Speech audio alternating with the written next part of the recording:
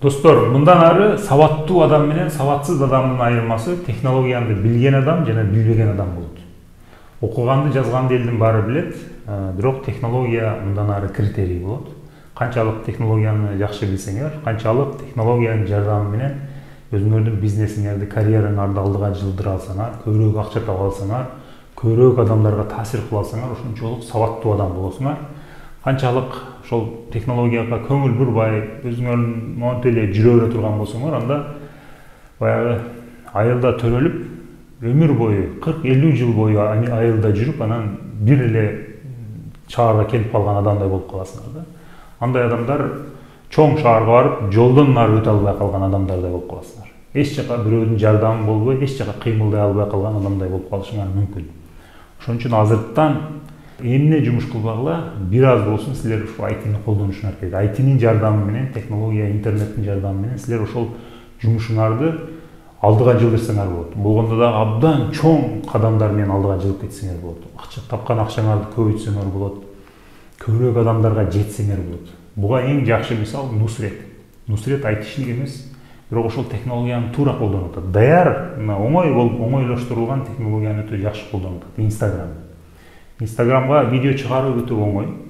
Ал ошол ресторан бизнесинин Инстаграм аркылуу алдыга сүрүп атат. Болбосо белгилүү эксперттер болот, белгилүү журнал, газеталарда иштеген, ар түрдүү ресторандарга барып тамагын жеп көрүп, аларга баа берген, эртеси барып өзүнүн газетасына жазат. Мен ушул ресторанга бардым, тамагы мындай экен деп мактайт же жамандайт да. Нусреттин тамактарын жамандап кетишкен. Ошого карабай Нусреттин бизнес алдыга карап гүлдөп өсүп келди да. Себеби бул технологиянын күчү ала эксперттердин ар эле мынтип түртүп салды да.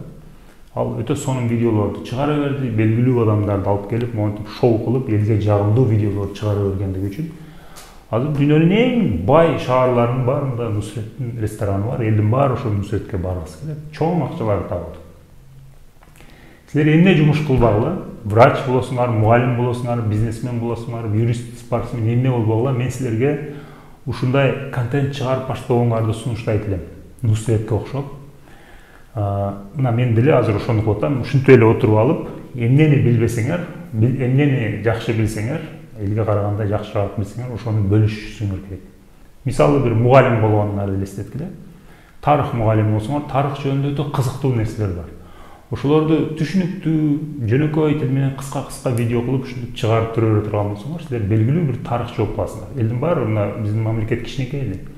Баягы тарыхчы мугалим болосуңар да. Өзүнүн мектебине барып эле иштеп келе берген тарыхчы эмес, интернеттеги баягы тарыхчы болсуңар дагы мектептер силердин аркаңардан чуркап башташы мүмкүн. Эгер врач болсоңор, дагы ошол грипп жөнүндө, өтө мындай элдин бардыгы көп ооруган оорулар жөнүндө түшүнүктүү видеолорду чыгарсаңар, дагы силер баягы белгилүү врач болосуңар дагы. Ошол видеолоруңардын, ошол каналыңардын, аккаунтуңардын тегерегинде бир бизнес оңой эле өсүп чыгып калышы мүмкүн. Өзүңөрчө бир клиника ачып кетишиңер мүмкүн. Өзүңөрчө бир кичинекей жерде ошол Инстаграмдан, каналдан, Ютубтан келген адамдарга консультация берип, акча табышыңар мүмкүн. Спортсмен болсоңор деле ошондой. Эмне жумуш кылбагыла, мен силердин офисиңердин бир бөлүгүн ушундай контент жасоочу бир студияга айлантып алышыңарды сунуштайт элем. Муну кадимки эле бир чоң бир бизнес катары көрүшүңөрдү сунуштайт элем. Камерага чыгып сүйлөгөндү үйрөнүүңөрдү сунуштайт элем. Башта бир аз кыйналасыңар, кийин көнүп кетесиңер. Ушуну күнүмдүк барып бизнесиңерди кылып аткан жумушка караганда дагы көбүрөөк серьезныйраак кабыл алышыңарды сунуштайт элем. Себеби келечекте ушул силердин бизнесиңер болуп калат. Интернетти, технологияны колдоно билген көбүрөөк акча табат. Аны колдонбой эски метод менен жүрө бергендер акча таппай калышы мүмкүн, чет жакта калып калышы мүмкүн.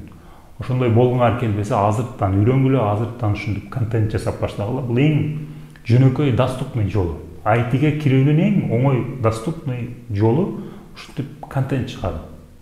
Силер деле ошо IT менен алектенген болосуңар. Бул жерде чыгарган видеоңорду Инстаграмга, Ютубка жүктөгөндү үйрөнөсүңөр. Алар өтө оңой. Анын үчүн код жазып, өтө бир компьютерди өтө жакшы билген бир айтишник болуш керек эмес. Анын баарыңар эле кылсаңар болот. Силер дагы ушуну кылып башташыңар керек. Буга дагы бир мисалына тестка бар ушинтти. Бизде азыр Кекеев деген бир ресторан ачкан бала, ошо Кекеев Нусретте эле кылды. Биринчи өзү дагы ресторан бизнесин билген адам, бирок ошол чыгарган видеолор аркылуу өтө көп кардарды өзүнө топтоп атат да.